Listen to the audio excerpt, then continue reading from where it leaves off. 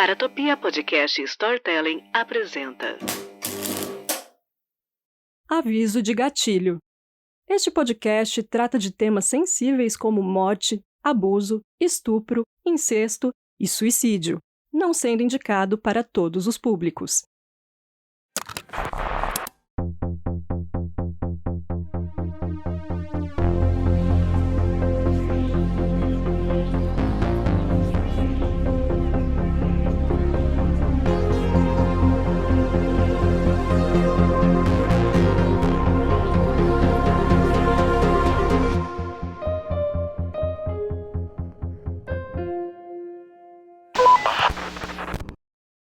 Olá, eu sou a Jay Carrillo e hoje vou falar de um dos fatos mais curiosos e que nunca saiu da minha cabeça de verdade. É incontestável que alguma coisa meio surreal estava acontecendo na década de 70 na Califórnia, nos Estados Unidos. Essa época foi assombrada pelos assassinos em série mais notórios do país, causando uma onda de mortes no litoral. A maior parte desses assassinos tinham como alvo pessoas que pediam caronas nas estradas ou que praticavam atividades ao ar livre em áreas isoladas, sendo uma das maneiras mais fáceis na época de atacar alguém. Além disso, o estado da Califórnia é bem populoso e um local perfeito para encontrar pessoas que estavam apenas de passagem, com muitos pedindo carona. Então, um dos grandes problemas no caso de desaparecimento dessas pessoas é que a tecnologia ainda não era avançada o suficiente. Para piorar a situação, se fossem pessoas em situação de vulnerabilidade ou trabalhadores do sexo que desaparecessem, a polícia não dava devida atenção. Bom, já deu para perceber quem é que vai se dar mal nessa história. Por causa disso, por décadas, assassinos em série seguiram impunes e nunca foram presos. Para falar a verdade, o crime acontecia e as autoridades não percebiam que havia algum padrão.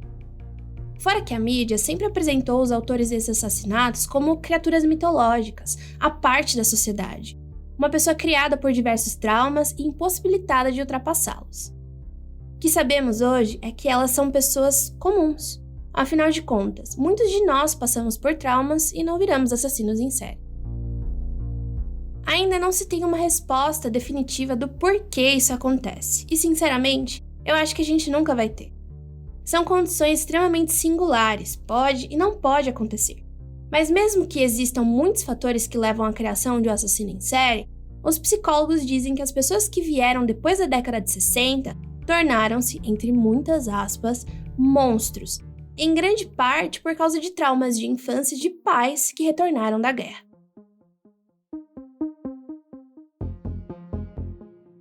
Segundo o historiador de justiça criminal e de assassinos em série Peter Vronsky, ele diz que esses assassinos são anacronismos dos quais os instintos primários não estão sendo moderados pelas partes mais intelectuais do nosso cérebro.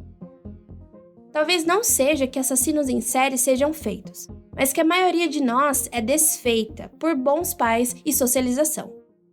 Ou seja, nos tornamos seres totalmente socializados, mas ainda com essa capacidade de atacar e matar. E muitas vezes essa capacidade é introduzida em um impulso sexual, principalmente na puberdade.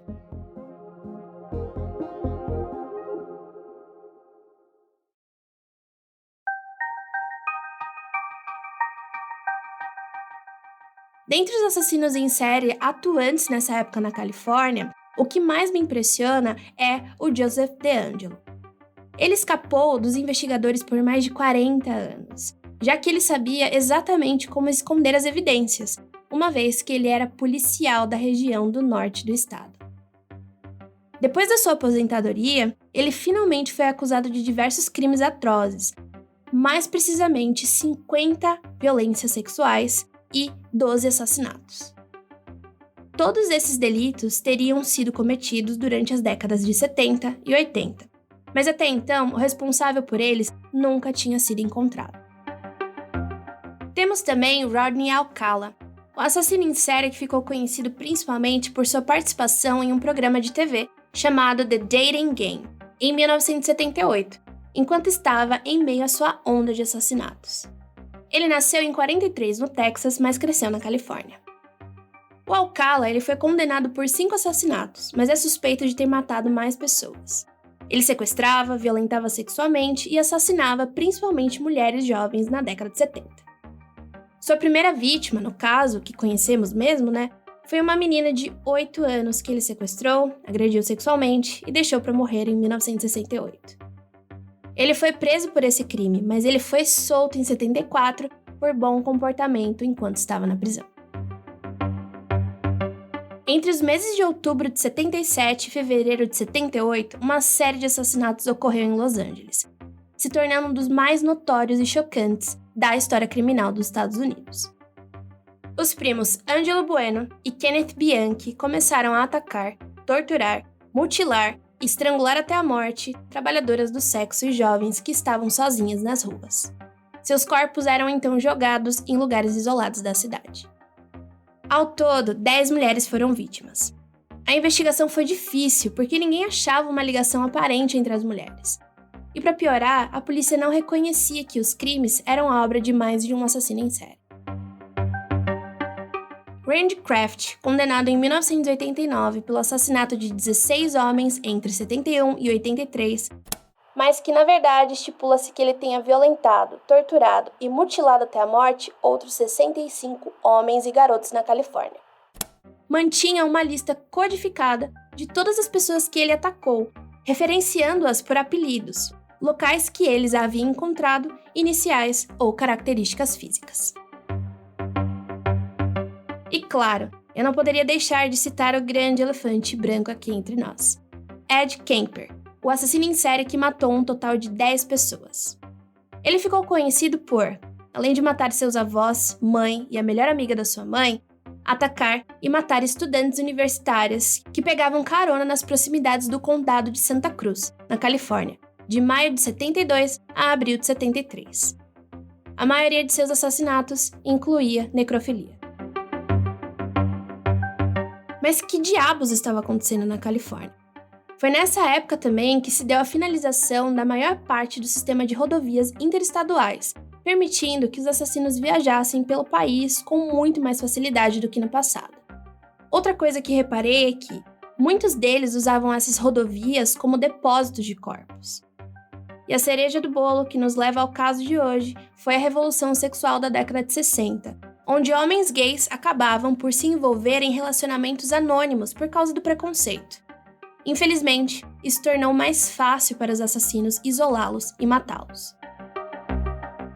Então, é nesse climinha bem complicado que no dia 8 de setembro de 1974, David Allen McVicker, um garoto de 14 anos, viajava de carona pela área do Garden City a caminho da casa dos pais, em Huntington Beach.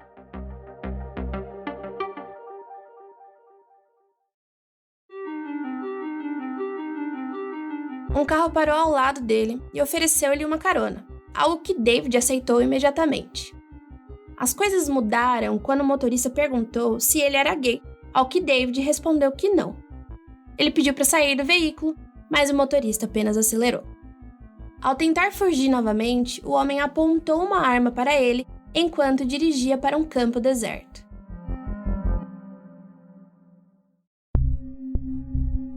Lá, David foi espancado, violentado sexualmente e, em determinado momento, o homem começou a estrangular o garoto com a sua própria camiseta, algo que logo se tornaria a assinatura de seus crimes.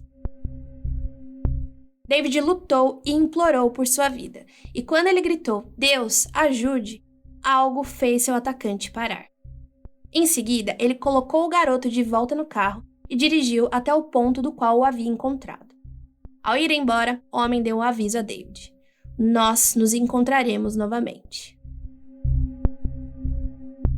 Ferido e apavorado, David fugiu gritando: "Não, você não vai." Ao voltar para casa, David teve um ataque de pânico. Ele então ligou para uma linha direta para vítimas de abuso infantil e depois para sua mãe, que o levou ao departamento de polícia do Garden City para registrar um relatório oficial do ataque. Infelizmente, David considera o dia em que se cruzou com seu atacante como o dia em que sua infância terminou. Daquele momento em diante, sua vida foi marcada por uma incapacidade de se concentrar na escola e uma autoaversão que o levou ao abuso de substâncias. Quando ele arrumava algum tipo de serviço, trabalho, seus colegas o assediavam, enquanto os amigos costumavam contar piadas de mau gosto sobre o que tinha acontecido com ele.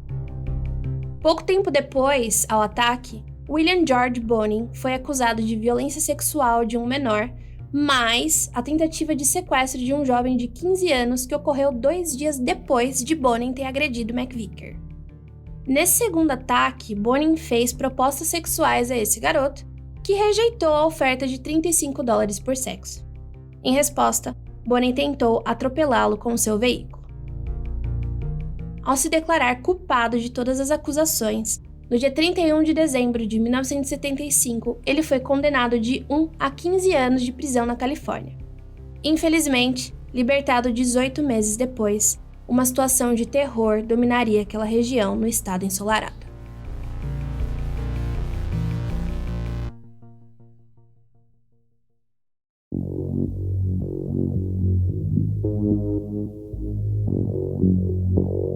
Para podermos entender e contar do pouco que conseguir juntar da história de David, precisamos fazer uma longa parada e conhecer não apenas um, mas alguns criminosos responsáveis pelos ataques e assassinatos que aconteceram no sul da Califórnia entre maio de 79 e junho de 80. William Bonin, que a partir de agora eu vou chamar de Willie, já que ele odiava e preferia ser chamado de Bill ou Bonin, nasceu em Connecticut no dia 8 de janeiro de 1947. Ele era filho do meio de 3 filhos e nenhum de seus irmãos se dava muito bem com ele. No entanto, eles tendiam a ficar juntos apesar de suas diferenças.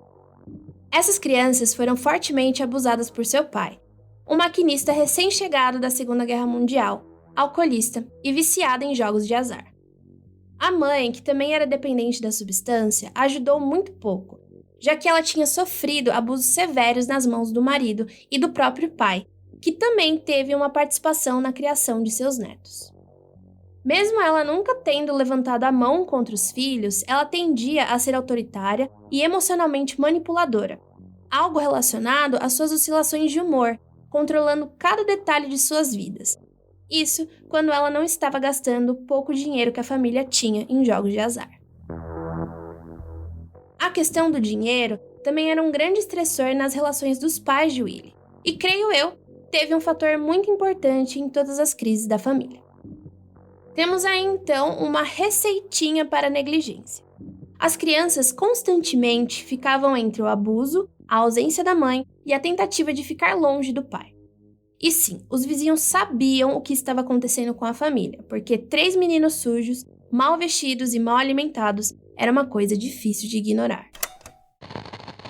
Mas é aquilo que eu sempre tô criticando e vou continuar a criticar. Todo mundo ama se meter na vida dos outros, mas acho incrível que, quando a situação é alarmante, o que é nesse caso, muitas pessoas sequer fazem algo. Aqui ainda podemos dizer que era outros tempos, né? Mas mesmo assim. Alguns desses vizinhos até tentaram ajudar, fornecendo comida e, às vezes, roupa para as crianças. Quando os pais de Willie estavam meio de saco cheio das crianças, eles os mandavam para a casa do avô materno. Só que assim, as coisas não melhoravam. Na verdade, elas pioravam, já que aparentemente não terá um homem que defenderei nessa história toda. Esse querido era conhecido por abusar física e sexualmente de sua filha. Isso mesmo, a mãe do Willie. Então, infelizmente, já dá para ter uma ideia do abuso que essas crianças sofreram sob seus cuidados. Em 1953, a mãe de Willie colocou ele e seu irmão mais velho em um convento católico, já que era a religião da família. Os motivos não são tão claros, mas na maior parte das fontes encontrei que essa decisão foi tomada como uma tentativa de poupar os 2 filhos mais velhos do abuso do pai. Só que assim, essa instituição não era um lugar legal. Ela era conhecida por abusar das crianças que eram submetidas aos seus cuidados. Dentre as punições aplicadas, além de espancamentos severos, as crianças eram obrigadas a ficar em posições desconfortáveis por horas, subir e descer as escadas repetidamente até a exaustão e afogamento parcial em pias cheias de água gelada.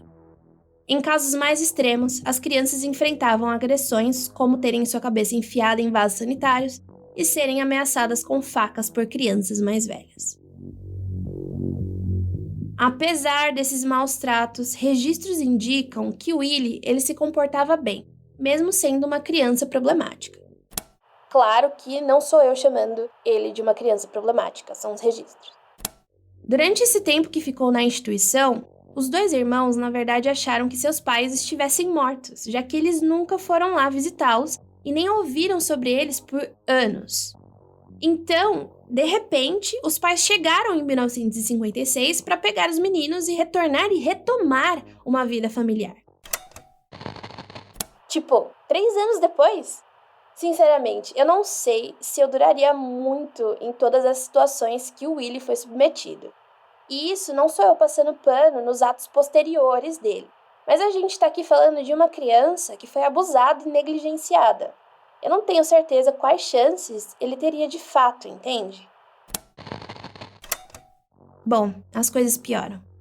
Na escola, Bonin era conhecido pelos colegas como um delinquente que frequentemente estava metido em encrencas ou ausente das aulas. Sempre mal vestido, desleixado e agressivo com os colegas. Na verdade, ele não tinha amigos, já que ele sempre intimidava por conta do seu comportamento mais agressivo. Nessa época, Willie já sentia atração sexual por crianças mais novas e professores do sexo masculino, fazendo com que ele se isolasse mais ainda. Em 1957, Willie foi enviado para o Centro de Detenção Juvenil após ser condenado por roubar placas de carros. E nem preciso falar que essa instituição não era uma coisa boa, né? Mais uma vez, Willie passou por situações absurdas. E em mais de uma ocasião, ele foi agredido física e sexualmente por um garoto e outro adulto na instalação, criando nele uma atitude de faça aos outros o que os outros fizeram com você.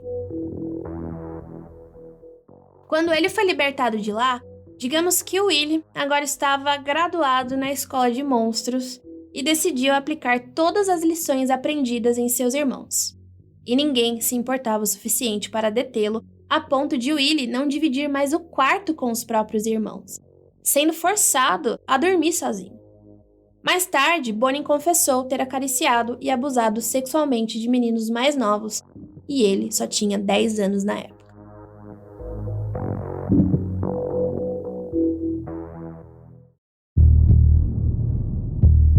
Em 1961, a família Bonin deixou Connecticut e foi para a Califórnia. Como o pai de Willie havia acumulado muitas dívidas de jogo, ao invés de enfrentar as consequências, eles optaram por se mudar, já que eles tinham perdido a casa. No ensino médio, o Bonin era bem na dele e não fazia o menor esforço para se dar bem com outros estudantes. E todo mundo o achava estranho de qualquer maneira. Ele começou a jogar boliche, uma atividade que não exigia muita socialização, e isso o entretia. Sua mãe já havia percebido sobre a sua sexualidade, algo incompatível com a religião que seguia. Sempre autoritária, ela começou a exigir que ele parecesse o mais normal, você tá ouvindo eu fazendo aspas assim com as mãos? Possível, e o pressionava a namorar garotas. Em uma certa ocasião, para colocar panos frios na relação com a mãe, ele convidou uma colega para sair, da qual recusou. A rejeição humilhou o Willie tanto a ponto dele jurar que nunca deixaria outra mulher machucá-lo novamente. Mas Willie, ele não era completamente esse garoto recluso que algumas pessoas conheciam na escola.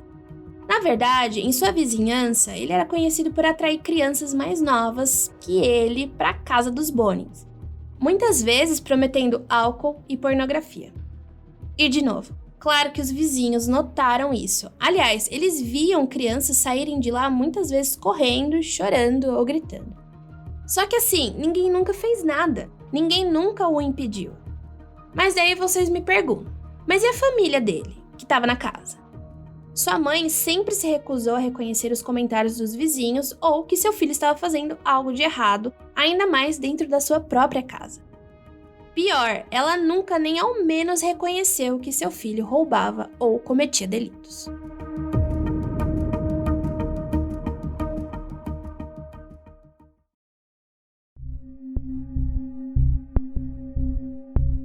Em 1965, Willie deixa a escola e arranja um emprego com a ajuda de seu pai. Sem motivação e frequentemente pedindo dinheiro emprestado de seus pais ou cometendo pequenos delitos, ele ingressou no exército com o incentivo da mãe em dezembro de 66. Nessa época, de novo, para agradar a sua mãe, ele pediu uma colega em noivado, prometendo casar-se com ela quando voltasse. Agora, se a coisa já estava ruim, ela começa literalmente a ir ladeira abaixo. Segundo Willie, suas experiências na Guerra do Vietnã o fizeram acreditar que a vida humana era superestimada e que não importava. Lá, ele obteve um diploma de equivalência do ensino médio e serviu como cozinheiro por 4 meses no Alasca. Depois disso, ele foi preso por roubo. Mas como seu serviço já estava terminando, o caso foi arquivado e ele foi deslocado para o acampamento Base Phu Low, onde passou por 5 meses de serviço ativo durante a Guerra do Vietnã como artilheiro aéreo, registrando mais de 700 horas de combate e tempo de patrulha. Durante esse tempo, Willie manteve relações sexuais com homens, mulheres e, claro, não foi nada saudável, já que há registros que ele agrediu sexualmente 2 de seus colegas soldados à mão armada. Aos 21 anos, ele foi finalmente dispensado com honra e voltou para Downing, Califórnia, onde foi morar com a sua mãe. Ao retornar, a noiva de Willie deu à luz a seu filho enquanto ele estava fora, mas ela o havia deixado para se casar com outro homem. Ainda bem, né?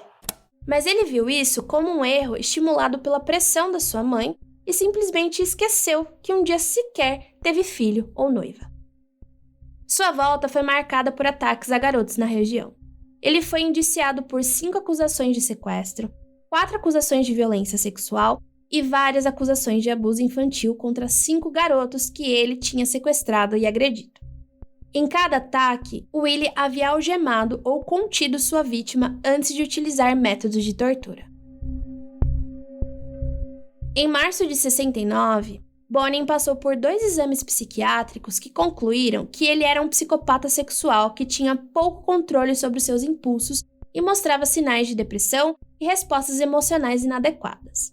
Inicialmente, negando que foi abusado sexualmente quando criança, Willie confessou ter sido molestado desde os 8 anos de idade. Um mês depois, Willie contou a um oficial da instituição que a separação com a sua noiva e filho tinha sido estressante e admitiu que realmente molestava garotos, mesmo mostrando vontade em começar uma família e se tornar um piloto após sair dali. Ele também acreditava que seu serviço no Vietnã contribuiu para seu comportamento criminoso, enfatizando suas dificuldades em seduzir mulheres desde seu retorno. Na sua avaliação final, afirmaram que Willie possuía uma grande falta de percepção e responsabilidade por crimes cometidos desde a infância. Ele se declarou culpado e foi condenado ao Hospital Estadual Atascadero em junho de 69 como um criminoso sexual com transtorno mental considerado passível de tratamento. Ele chegou ao hospital e foi imediatamente diagnosticado com transtorno de personalidade antissocial. Mesmo que nenhum problema cerebral tenha sido constatado, o exame físico revelou extensas cicatrizes na cabeça e nas nádegas de Willie, que ele alegou não saber como conseguiu elas, mas acreditam que provavelmente foram os espancamentos no orfanato. Especialistas alegaram que essa falta de reconhecimento ou lembrança seja uma forma de Willie reprimir memórias dos abusos.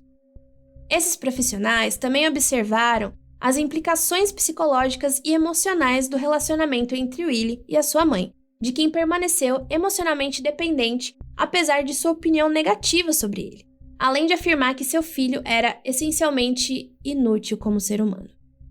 E pelo amor de Deus, isso foi o que a mãe falou dele. Willie frequentou regularmente sessões de terapia em grupo enquanto estava em Atascadero. Os psiquiatras observaram sua atitude defensiva e agressiva em relação a outros pacientes e a recusa em reconhecer quem ele era de verdade. Ele foi classificado como um sociopata extremo com alta probabilidade de comportamento reincidente durante períodos de colapso psicótico. Apesar de tudo isso, Willie participava voluntariamente dos programas experimentais e era considerado um paciente não violento e prestativo, já que ele conseguia identificar o que os psiquiatras desejavam ouvir dele, manipulando todos eles para obter uma libertação antecipada. Um psiquiatra escreveu sobre Willie que ele parecia querer se endireitar, mas não sabia como fazer isso. Infelizmente, no dia 7 de julho de 1971, Willie foi enviado para a California Medical Facility, onde ele foi declarado impróprio para tratamento adicional devido a repetidos envolvimentos sexuais com os internos, o que resultou em espancamento em várias ocasiões. Enquanto estava na prisão, ele foi submetido a outro exame psiquiátrico. Esse tratou da hostilidade em relação ao seu pai e irmão mais velho, observando ainda que seus comportamentos sexuais eram compulsivos em resposta a qualquer tipo de estresse. Mas ele foi libertado no dia 11 de junho de 1974, depois que os médicos concluíram que ele não era mais um perigo para a saúde e segurança de outras pessoas. E foi depois da sua liberação que, no dia 8 de setembro de 1974, Willie encontrou David Allen McVicker.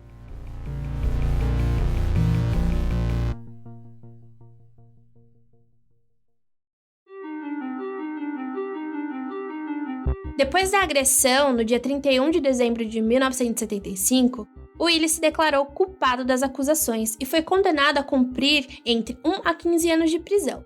Só que em 78 ele foi liberado com aqueles 18 meses de liberdade condicional supervisionada. Foi aí que ele se mudou para um apartamento perto da casa de seus pais. Lá, fez o que fazia quando adolescente: atraiu garotos para seu apartamento com promessa de álcool. Para sobreviver, Willie arranjou um emprego como motorista de caminhão para uma empresa de transportes. Foi exatamente nessa época que ele fez amizades que mudariam muito o curso das coisas. E para entendermos a complexidade da situação, vou precisar fazer mais uma parada para explicar a vida deles. Everett Scott Fraser costumava dar festas elaboradas nos fins de semana, as quais Willie começou a frequentar sempre. Foi lá que ele conheceu os amigos de Fraser e começou a compartilhar as histórias de seus encontros com crianças e adolescentes.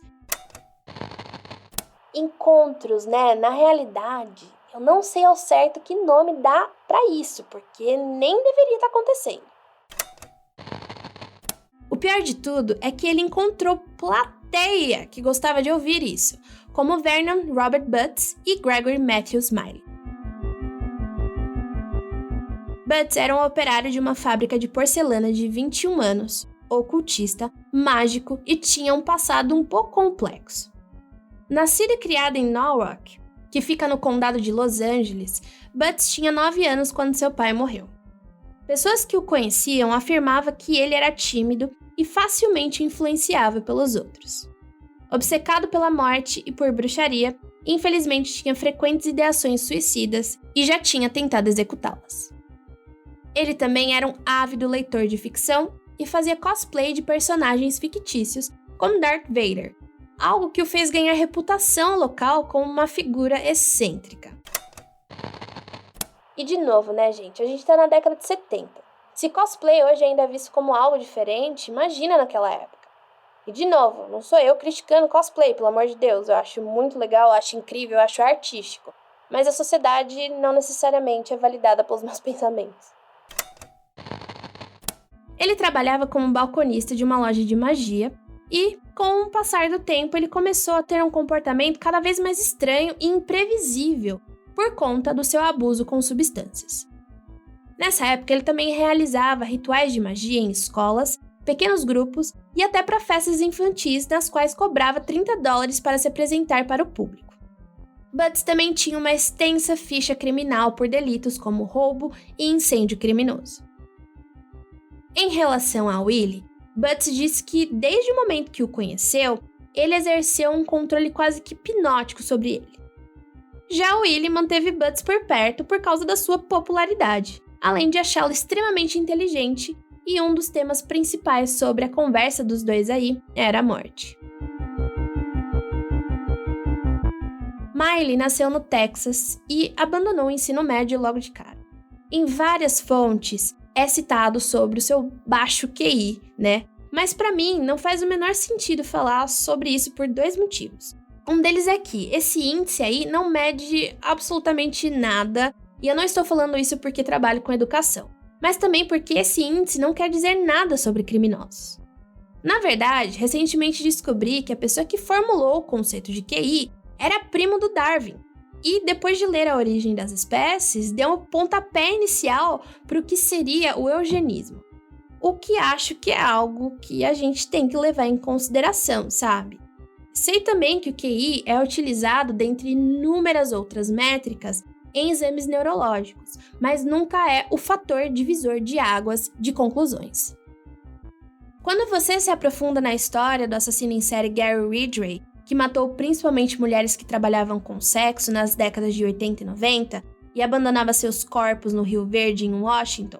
Sim, ele é o The Green River Killer, mas quem se importa, né? Já que esse nome é legal demais para descrever um cara escroto.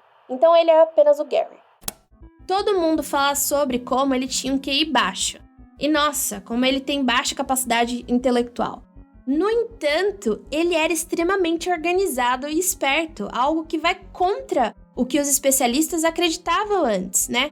Que assassinos em série organizados tinham um QI muito alto.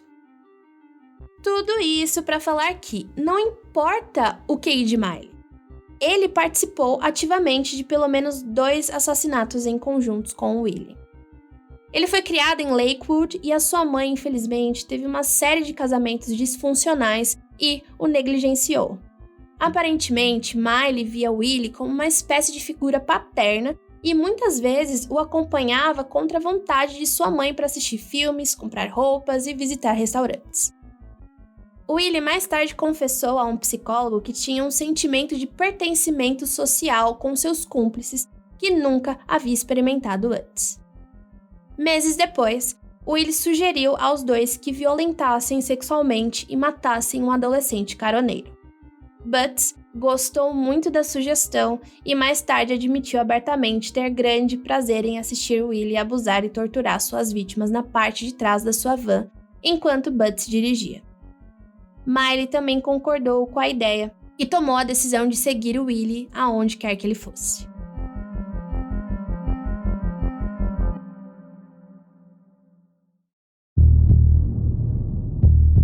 Em 1979, Bonin foi preso por agredir sexualmente um menino de 17 anos, violando assim sua liberdade condicional. Por isso, teve que voltar à prisão para cumprir o resto da sua pena. Mas claro, que sei lá o que acontece, que se abre um vórtice no planeta Terra e coisas absurdas acontecem com pessoas que não deveriam acontecer e um erro administrativo agendou a libertação de Willie pouco tempo depois. Fraser, aquele vizinho e amigo que dava as festas que o Willie ia, o buscou na prisão e o levou de volta para casa.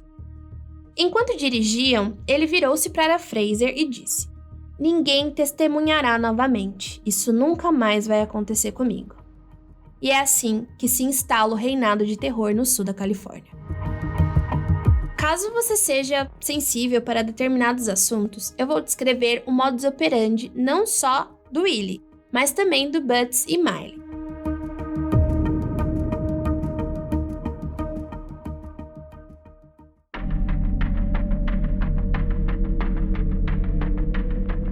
Willie geralmente atacava garotos caroneiros, estudantes ou, na realidade, qualquer menino que estivesse sozinho e vulnerável.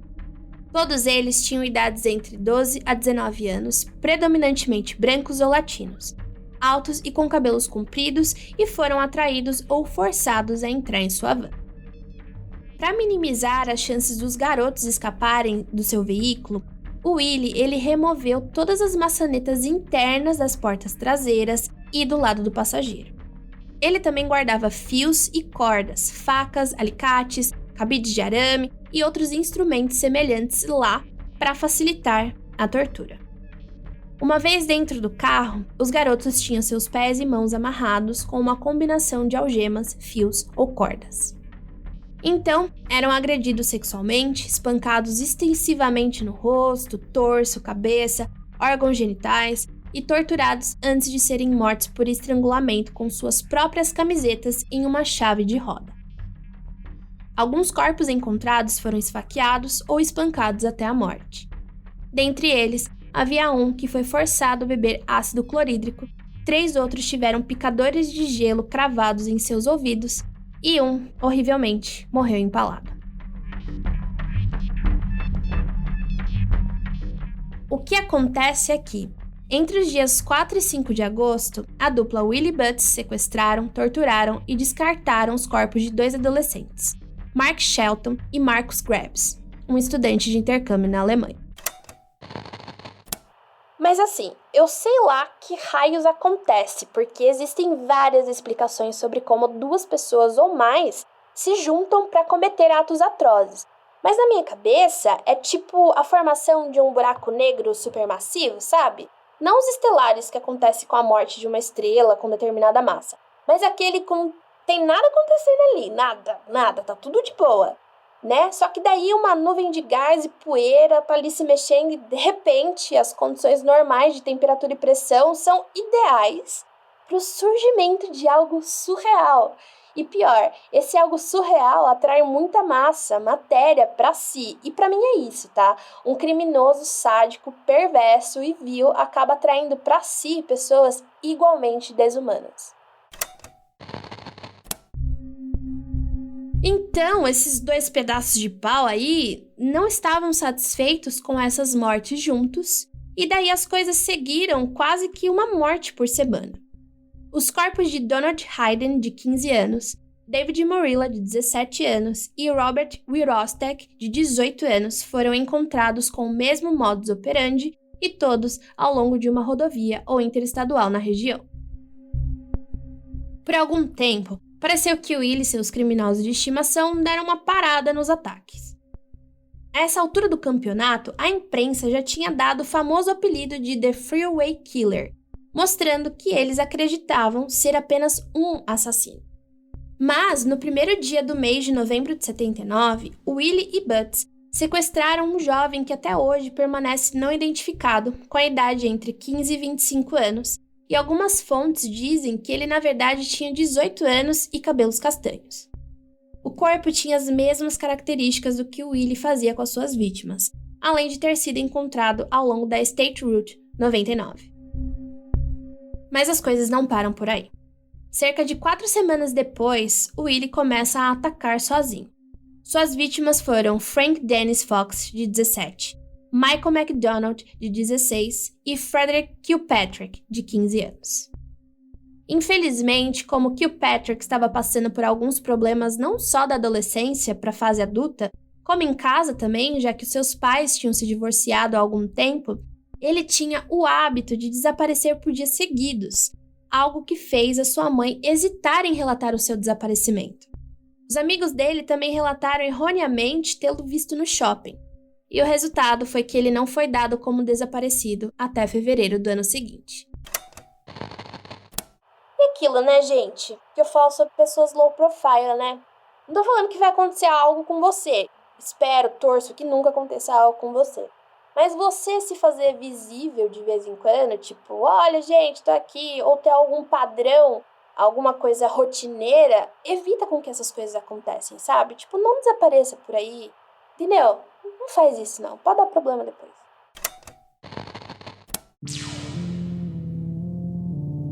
Após a descoberta do Michael McDonald, Willie dirigiu para Hollywood com Gregory Miley, que até agora não pareceu participar muito, mas é o mesmo Miley que Willie conheceu através do Bernard Butts. Foi nessa viagem, que tinha um intuito específico de cometer um assassinato juntos, que os dois encontraram Charles Miranda, de 15 anos, pedindo carona ao longo da Santa Monica Boulevard. O corpo do garoto foi deixado em um beco em Los Angeles, ao longo da East 2nd Street. Poucas horas depois, os dois sequestraram James McBee, de 12 anos. James estava esperando em um ponto de ônibus na esquina da Beach Boulevard para ir para onde? Para Disneylândia. Quando Willie e Miley se aproximaram, James aceitou a carona que eles ofereceram e entrou na van. James foi descoberto 3 dias depois, com marcas de tortura. O mais absurdo é que Willie e Miley gastaram o dinheiro encontrado na carteira do garoto, que era do lanche dele para a viagem. A única pausa que existiu nesses assassinatos em massa foi quando, no dia 4 de fevereiro de 1980, Willie foi preso por violação da sua liberdade condicional, de novo. Ele foi encaminhado à delegacia do Orange County e ele foi solto no dia 4 de março de 1980. Olha, eu nem sei o que dizer. Isso porque eu já pesquisei, já revisei essa história milhares de vezes, mas assim, toda vez que eu vejo esse cara, que eu leio, né, no caso, esse cara ser solto, dá uma coceira por dentro. Em uma noite de sexta-feira após sua libertação, Willie ofereceu a William Ray Pugh. De novo, Willie é o Willie e esse agora é o William. É um rapaz de 17 anos. Ele ofereceu uma carona para levar ele para casa, né? Os dois, eles já se conheciam das festas do Fraser. Enquanto dirigia, Willie pediu ao William para fazer sexo. Mas ao tentar sair do veículo, ele foi arrastado de volta para o banco do passageiro pela gola da camisa. Assustado, William sentou em silêncio enquanto o Willie lhe contava sobre o que ele tinha feito. Todos os sequestros, assaltos, torturas e assassinatos de garotos que estavam sozinhos.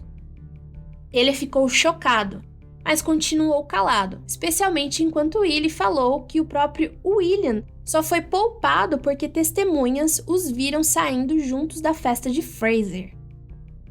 O garoto foi levado para casa e tentou deixar o incidente para trás. Olha, eu não consigo dizer se foi por medo ou não, mas o que eu posso afirmar é que o William ainda voltará na história.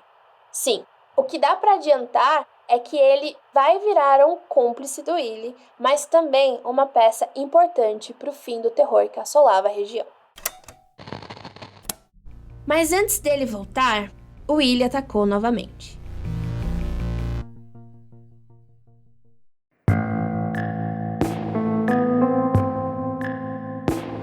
Infelizmente, o que eu tô fazendo aqui parece uma contagem de corpos. Não sei se vale muito a pena repetir infinitamente sobre como esses garotos sofreram e depois foram descartados como se fossem nada. Eu só sinto que eu preciso culpabilizar a pessoa certa por seus atos e que foi o Willie. Na realidade, toda vez que eu vou pesquisar sobre esse querido, temos uma tabela de nome, idade e data que os garotos tiveram seus futuros tirados por ele. E isso dói demais no meu peito. Não tenho certeza como as famílias se sentem com os nomes divulgados, com a descrição do que essas crianças passaram, então o que eu vou tentar fazer aqui é dizer para vocês que, em mais ou menos 3 meses, o Willie, junto com seus cúmplices, tiraram a vida de mais 9 meninos de idades de 15 a 19 anos.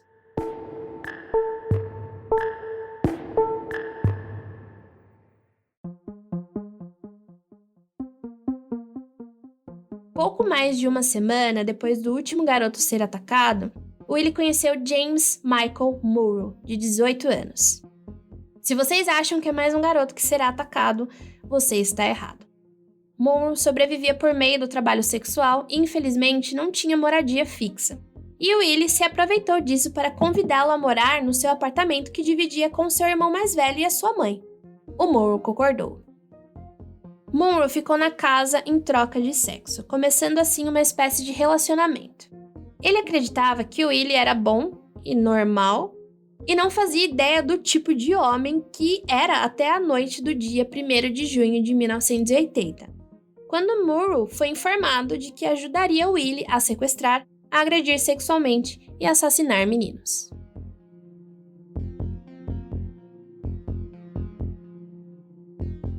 Até agora eu não comentei muito sobre a polícia, né? Mas é aquilo que eu comentei no começo.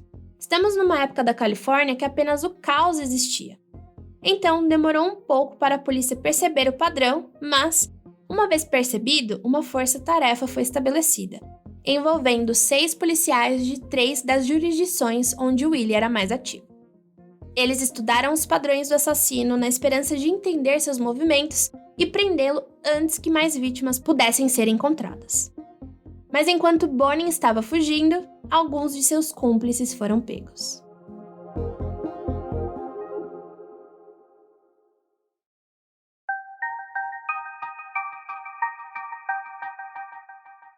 Em maio de 1980, William Pugh foi detido sob acusação de roubo de carros. Daí, enquanto ele ouvia algumas transmissões de rádio locais, discutindo os detalhes dos assassinatos que estavam acontecendo na região, ele percebeu que conhecia o autor dos crimes. William, então, No caso, finalmente, né? contou que sabia a um conselheiro onde estava detido e esse contatou o departamento da polícia de Los Angeles, identificando assim, de vez, William Bonin como o assassino em série que era conhecido pela mídia como The Freeway Killer ou o assassino da autoestrada.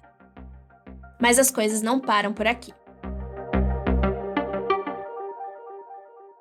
O que eu vou contar agora é apenas uma das coisas que aconteceram para exemplificar como William Bonin estava seguro de si e como acreditava que não seria pego.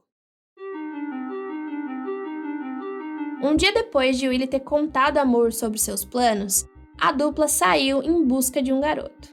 Enquanto dirigiam, eles encontraram Stephen J. Wells, de 18 anos, enquanto esperava um ônibus no El Segundo Boulevard. Ao ser atraído para a van, segundo a dupla, Stephen aceitou ter relações sexuais com Willie.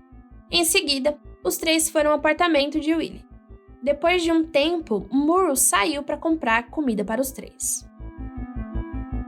Olha, as coisas complicam um pouco porque existem algumas versões do que realmente aconteceu. Uma delas, Steven recebeu uma oferta de $200 para consentir ser amarrado ou que fizesse sexo com Moore. Não importa o que de fato aconteceu, o que importa é que Steven sentiu medo e tentou negar, fugir.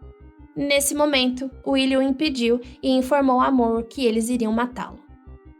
Logo em seguida, ele o estrangulou e instruiu Moore a pegar uma caixa de papelão no quarto de seu irmão e colocar o corpo de Steven dentro. Eles levaram a caixa para a van e dirigiram até o apartamento de Butts. Lá, ele se gabou novamente de ser o assassino em série que a mídia pintava. Sim, ele estava amando ser reconhecido pelos seus atos em todos os noticiários.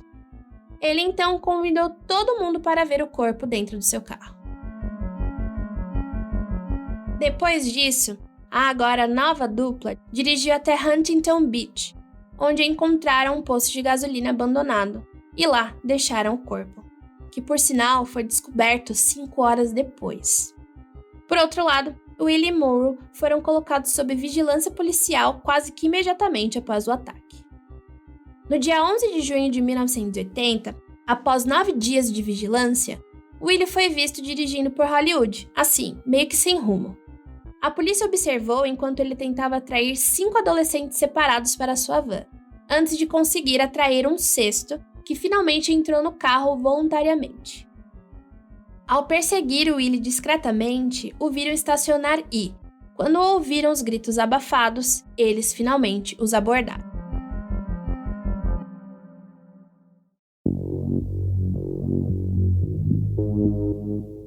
Lá dentro, encontraram um garoto de 17 anos. Ele estava algemado e amarrado, literalmente apavorado, enquanto Willie tentava agredi-lo sexualmente quando foi resgatado pela polícia. William Bonin foi preso e acusado de violência sexual de um menor de idade, além de ser detido por suspeita do assassinato de Charles Miranda. Dentro da van, os investigadores encontraram muitos, mas muitos itens que o ligavam diretamente aos assassinatos cometidos. Porta-luvas também tinha um álbum de recortes de jornais que Willie guardava como lembrança. A van, assim como várias áreas do seu apartamento, estavam amplamente cobertas de manchas de sangue. A equipe reuniu o máximo de evidências possível, incluindo fibras do interior da van, amostras das manchas de sangue e vários itens usados nas torturas. E claro, a notícia causou pânico em James Moore, que fugiu no dia seguinte para casa em Santa Clara, em Michigan. Sim, ele aparentemente tinha uma casa para qual voltar. E claro que o mini querido Willie negou todas as acusações, né? O sargento de homicídios local apresentou a ele uma carta da mãe de Sean King, pedindo para que ele dissesse onde encontrar o seu filho. Na ocasião, o Bonin pareceu tocado pela carta, sabe? E daí, ao longo de alguns dias, com propinas de comida e bebida, Willie confessou o sequestro, as agressões e assassinatos de 21 garotos. Logo, ficou muito claro que ele não tinha ficado tocado ou emocionado coisa nenhuma com a carta da mãe do Sean. Ao contar tudo o que fez, ele não expressou nenhuma gota de remorso, apenas orgulho pelo que tinha feito e constrangimento porque ele foi pego. E assim, não precisou de muita coisa não para que ele dissesse que Vernon Butts e Gregory Miley, junto com James Moore, eram seus cúmplices. Mas a gente sabe que apenas confissões não bastam. Ainda bem que, por meio de análises forenses disponíveis na época, as autoridades foram fisicamente capazes de ligar Willie a muitos dos casos por meio de vestígios de sangue, sêmen e fibras do tapete verde que foram encontrados em muitos dos corpos das vítimas, combinando com o tapete que pertencia a ele. No dia 29 de julho de 1980, William Bonin foi acusado de mais de 15 assassinatos e, por meio de toda a análise forense e de suas confissões, os promotores finalmente tinham tudo o que precisavam para obter um julgamento e condenação mais sólidos. No mesmo dia em que Willie foi indiciado, a polícia investigou a casa de Vernon Butts. Lá, eles encontraram evidências que o ligavam à sua associação com o criminoso, assim como algumas mortes. Butts foi levado com Willie e oficialmente acusado de 6 assassinatos e 3 de roubo. Butts confessou ser cúmplice, mas disse que isso só aconteceu por temer por sua própria vida, saúde e segurança, dizendo que seria, na verdade, a próxima vítima. Ele também confessou que participou dos atos de tortura e assassinato por medo, mas a sua principal função mesmo era agir como motorista de Willie. Ou seja, quando ele atraía alguém para sua van, Butts assumia o volante e dirigia sem rumo, tentando ignorar o que estava acontecendo na parte de trás e rezando que ele não pedisse sua ajuda. Após uma série de confissões, Butts foi acusado de mais 3 assassinatos, com seu julgamento marcado para 27 de julho de 1981. No dia 31 de julho de 1980, James Moore foi preso em Michigan e extraditado para a Califórnia. Lá, ele foi acusado de assassinato de Stephen J. Wells. No dia 14 de agosto de 80, Moore se declarou inocente. 8 dias depois, Gregory Miley foi preso no Texas e extraditado para a Califórnia. Ele foi acusado dos assassinatos de Charles Miranda e James McAbee. No dia 18 de dezembro, ele também se declarou inocente. No dia 2 de janeiro de 1981, William Bonin se declarou inocente das 14 acusações de assassinato em primeiro grau. Alguns dias depois, Butts foi encontrado morto em sua cela. Ele tinha se enforcado. Gregory Miley e James Moore concordaram em testemunhar contra William Bonin em troca de serem poupados da pena de morte. O procurador do caso também concordou em aceitar 2 confissões de assassinato em primeiro grau de Miley em troca de sua condenação a 2 sentenças de prisão perpétua simultâneas, com possibilidade de liberdade condicional após 25 anos. William Pugh também se declarou culpado de uma acusação de homicídio culposo e foi condenado a 6 anos de prisão. Se vocês perderam as contas, eu conto para vocês. Ao todo, 4 pessoas, além de Willie, foram acusadas de assassinatos em conjunto. 4 pessoas. Como que, por Deus, 4 pessoas simplesmente acordam um dia e decidem que é uma boa ideia matar garotos com esse querido? Assim, não cabe na minha cabeça de tão absurdo. Mas cá estou eu trazendo essa história para vocês.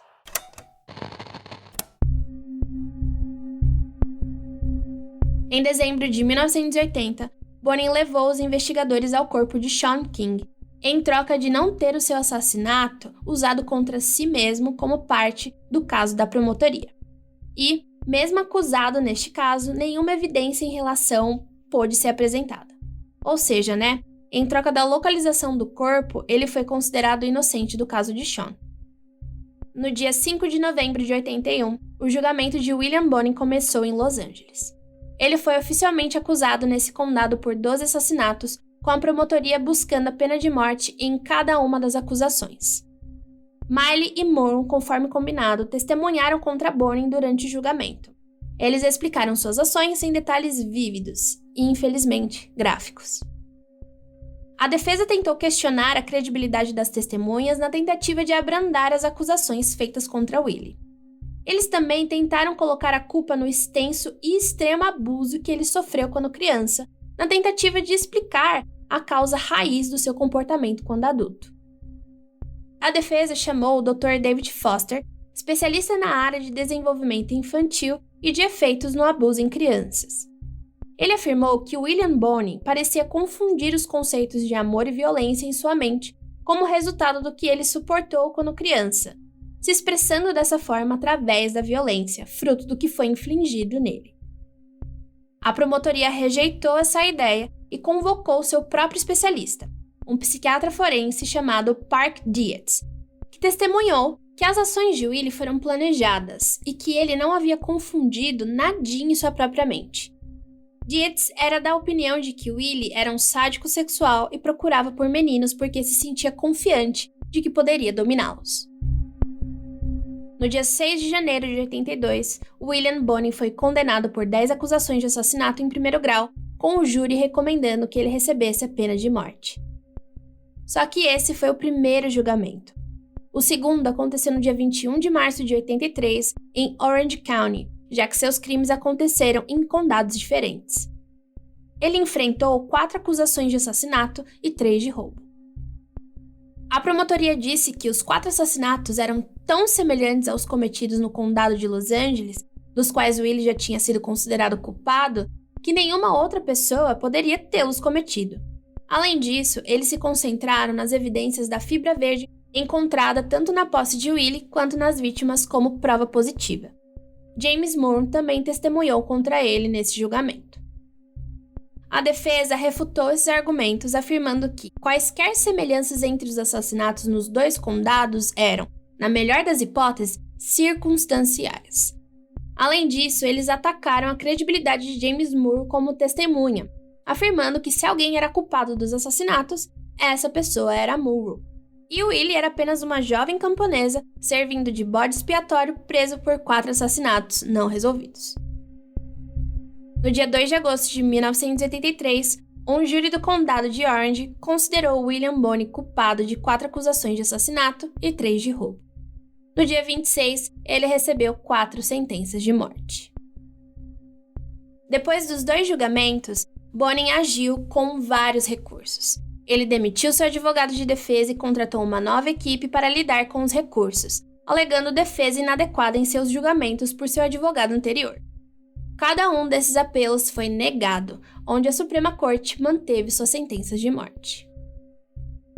No dia 23 de fevereiro de 1996, William Bonin foi executado por uma injeção letal. Ele tinha 49 anos.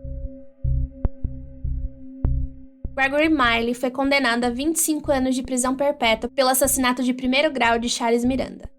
Mais tarde, no condado de Orange, ele foi condenado a 25 anos de prisão perpétua pelo assassinato de James McAbee.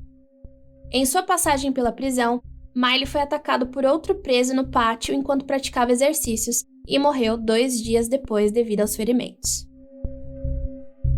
William Pugh foi condenado a 6 anos de prisão sob acusação de homicídio voluntário contra Harry Turner. Ele serviu menos de 4 anos e foi libertado da prisão em 1985. E se vocês sentiram falta de mais coisas sobre o David McVicker, eu também, já que comentei que precisávamos adentrar mais na história do seu agressor para entender o que aconteceu.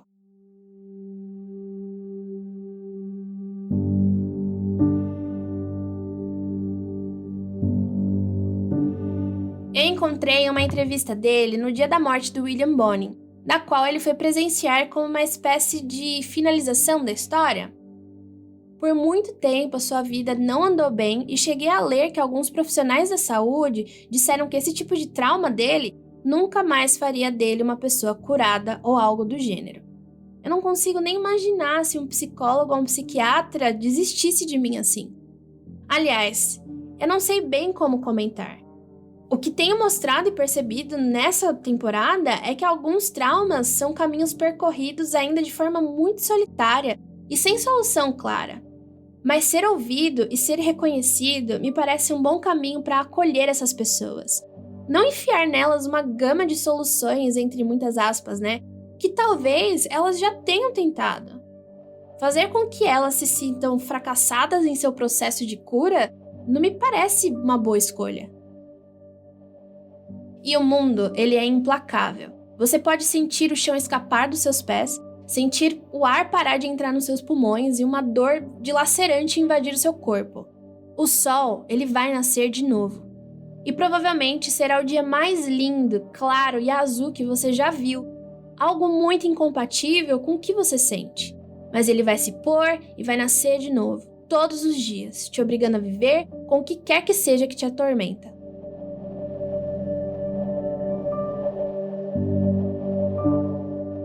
Quando James Murrow foi condenado a 15 anos de prisão perpétua pelo assassinato em segundo grau de Stephen Wells, ele tentou apelar à sua sentença várias vezes, afirmando que não sabia que Bonin era o que era e a promotoria o havia enganado em seu acordo judicial. Só que muitos de seus colegas fizeram declarações de que Murrow havia se gabado de que o assassino em série que estava atuando na região nunca seria pego. Murrow também escreveu aos governadores solicitando repetidamente a execução em vez de uma sentença de prisão perpétua. Ele foi repetidamente negado a liberdade condicional, fazendo com que David acordasse em um pesadelo diversas vezes, já que até telefonemas de ameaças de Murrow ele recebeu. Sei que houve uma tentativa de escrever um livro chamado Raped Again, sobre tudo que ele passou e a situação que ele teve com Murrow, né? Mas toda vez que eu vou visitar a página, ela parece muito parada, que o financiamento do livro não deu certo ou alguma coisa assim. Também vi postagens do David respondendo comentários de suas entrevistas na internet.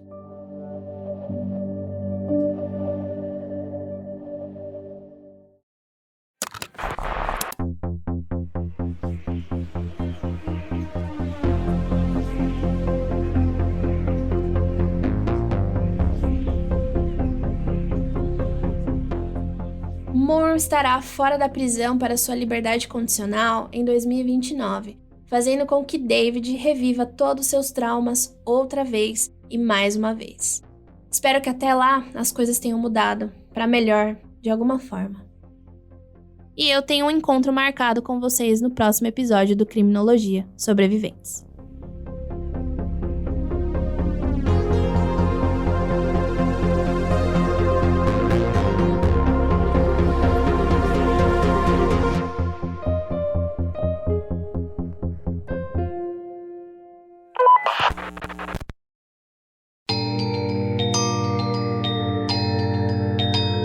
Criminologia é uma produção Paratopia Podcast e Storytelling. Direção, Ira Morato. Produção autoral, pesquisa, pauta e idealização, Jay Carrillo. Trilha original, Murilo Lourenço. Revisão, Andrei Fernandes, Ira Morato e Ananda Mida. Edição e sonorização, Heli Antunes. Vitrine, Zé Neto.